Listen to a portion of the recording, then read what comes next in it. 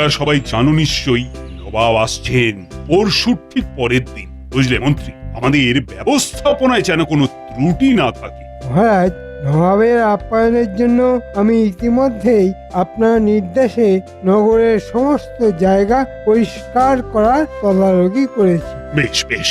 নগরে কিছু জঞ্জাল জমে গিয়েছিল, তা দূর হয়েছে। মন্ত্রীমশাই কি নিজে জঞ্জাল খুঁজে বার করলেন?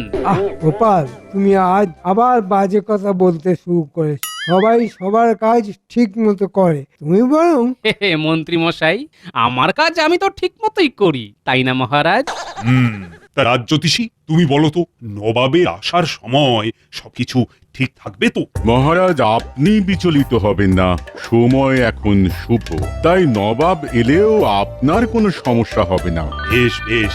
তা বিজ্ঞানী, আর গবেষণায় নতুন কিছু আবিষ্কার করলে নাকি? মানে নবাব দেখলে ভারী খুশি হতেন।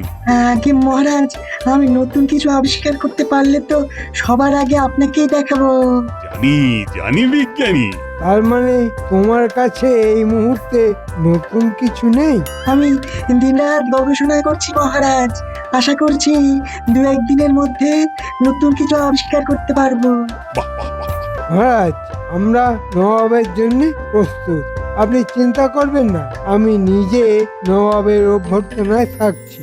আমার একটি আর্জি আছে মহারাজ। বলো বলো শুনি। মহারাজ, আমার একটি অনুরোধ আছে সভাকবির জন্য। বেশ তো, শুনি তাহলে। জামাই ষষ্ঠী নিয়ে সভাকবি একটা কবিতা লিখুক বড়। জামাই ষষ্ঠী?